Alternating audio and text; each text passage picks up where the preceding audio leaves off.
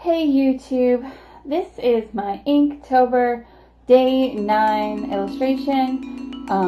Like I said in my last video, I am not doing a film for every single one. It's just on the days where I have enough time to really put in the time and effort to make a film and put out a polished piece. So thank you for watching. So real quick before we get started, I just want to remind everyone that I do have a 20% off code going on my website, whitneypageart.com.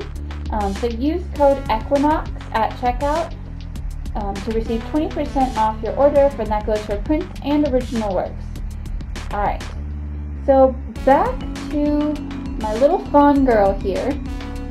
So this is one where I wanted to also use my Kuretake watercolor set. And I was inspired for this piece because somebody had requested a commission for me for an illustration for Fawn Girls. It didn't end up picking up the commission because I think my price point was a little too high for what she could do at the time. But I couldn't get the idea of Fawn Girls out of my head, so I decided to go ahead and do an adorable little summery fawn girl. And so I laid down some quick color with the watercolors, but I did do a sketch ahead. I probably sketched more than I normally do for this one because it's more of an illustrated piece instead of like a painting type thing that I normally do. So I laid down a lot of base colors and I wanted to keep it really summery, so I used a lot of purples and pinks in my shadows even, and kind of yellowy colors for the highlights.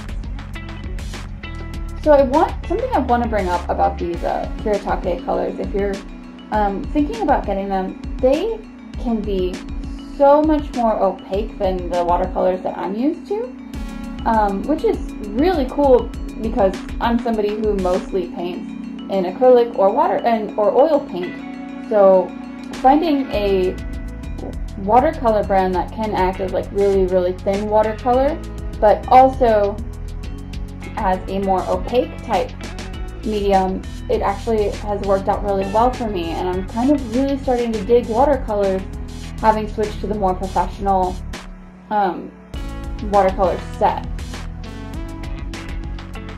I have to say that since I am working so much in watercolor this month, I am very much missing my oil paint, but I'm enjoying the challenge of the new medium.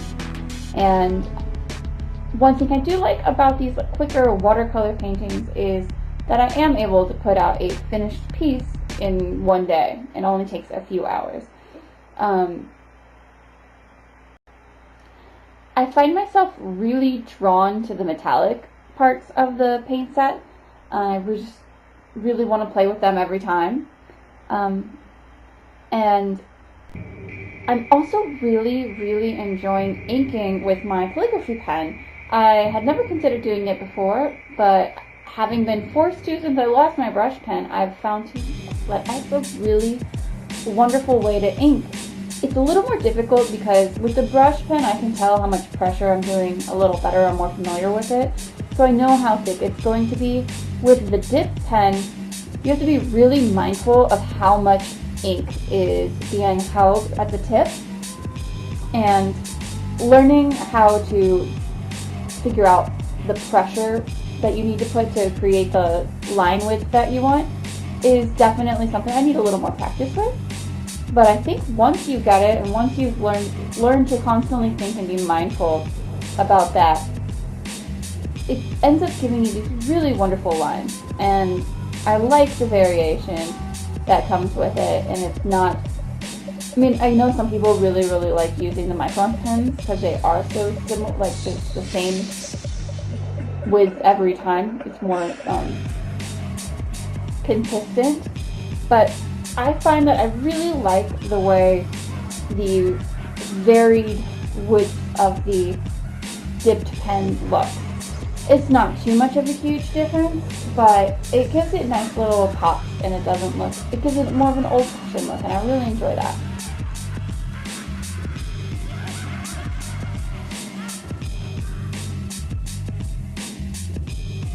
So then I went back in with this gel pen to add a few highlights and also maybe more of those fawn dots, those doughy little dots that on her shoulders and on her chest and on her face. And the ones on her face weren't showing enough, so I grabbed a brown and pink colored pencil and just kind of helped make those pop a little bit more, make her cheeks a little bit more rosy.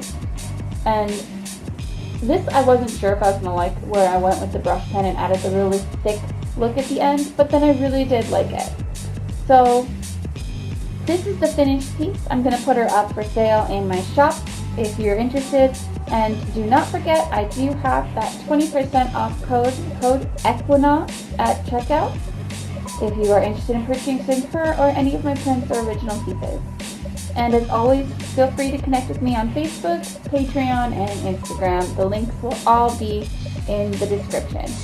And if you have any other questions, guys, I love talking to you. So go ahead and hit me up with any questions you got. Alright, and we'll see you next time. Have a good one. Bye.